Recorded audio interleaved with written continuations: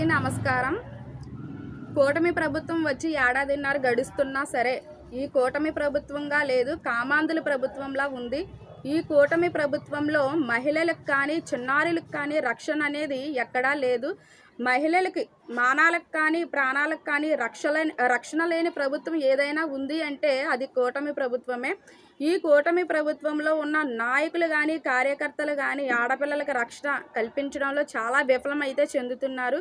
తిరిగి వీళ్ళే చట్టాలని కాపాడాల్సిన వీళ్ళే ఆ మహిళలపైన ఆడబిడ్డలపైన అగత్యాలకు అనేది పాల్పడడం జరుగుతుంది.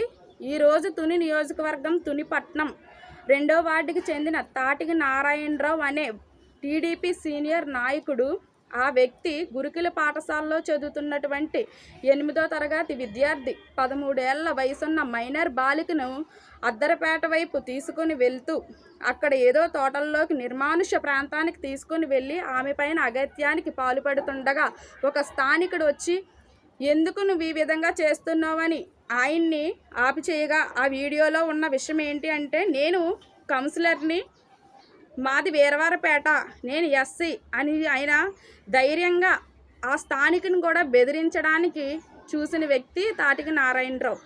మేము అధికారంలో ఉన్నాము, టీడీపీ ప్రభుత్వం మా అధికారంలోనే ఉంది, మేము ఏది చేస్తే అది చెల్లుతుంది, మేము చేసిందే నిర్ణయం, మేము చేసిందే చట్టం, మేము చేసిందే న్యాయం అన్నట్లు కళ్ళు మూసిపోయి కళ్ళకు గంతలు కట్టుకొని ఎలా పడితే అలా వెచ్చలవిడిగా ప్రవర్తిస్తున్నారు ఈ కూటమిలో ఉన్న నాయకులు.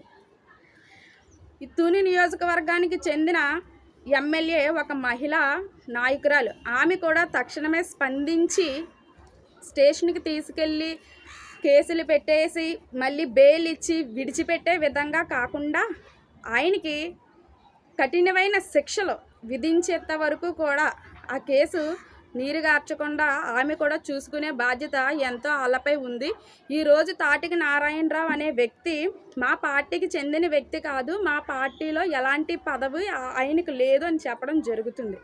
ఈ తాటికి నారాయణరావు అనే వ్యక్తి గతంలో టౌన్ ఎస్సీసెల్ ప్రెసిడెంట్గా ఆయన పనిచేయడం జరిగింది. 2వ వార్డుకి సంబంధించి జన్మభూమి కమిటీలో మెంబర్గా కూడా ఆయన పనిచేయడం జరిగింది.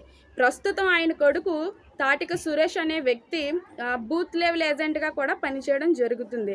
వీళ్ళు ఎప్పటి నుంచో టీడీపీ ప్రభుత్వంలోనే ఉన్నారు, టీడీపీ జెండాలు పట్టుకునే ఉన్నారు. ఇలాంటి వాళ్ళు మా పార్టీకి చెందినవారు కాదు అని మీరు ఏ విధంగా తప్పించుకోవాలని చూస్తున్నారు అని మేము ఈరోజు అడుగుతున్నాం.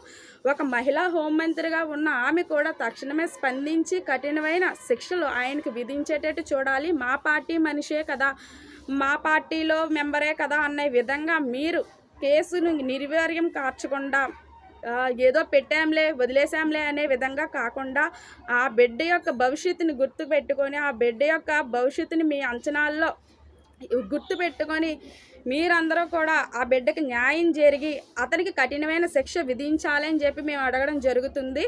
చంద్రబాబు నాయుడు పరిపాలన చూస్తే చాలా ఘోరాతి ఘోరమైన పరిపాలన. ఆయన పరిపాలనలో మందు ఇస్తాము, మీరు మాకు ఓటు వేయండి అని చెప్పి మేము మద్యం ఇచ్చే ప్రభుత్వం మాది, మేము మద్యం ఏర్లై పారేస్తాము, కల్తీ మద్యాన్ని తయారు చేస్తామని మద్యానికి హామీ ఇచ్చి గెలిచిన ప్రభుత్వం ఈరోజు కూటమి ప్రభుత్వం.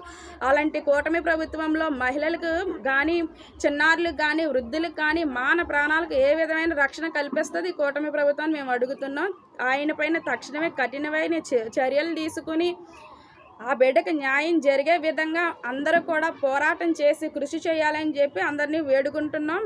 మా వంతుగా మేము కూడా ఆ బిడ్డకు న్యాయం జరిగే విధంగా న్యాయం జరిగేంత వరకు కూడా పోరాటం చేస్తామని చెప్పి తెలియజేస్తున్నాను. Thank you so much.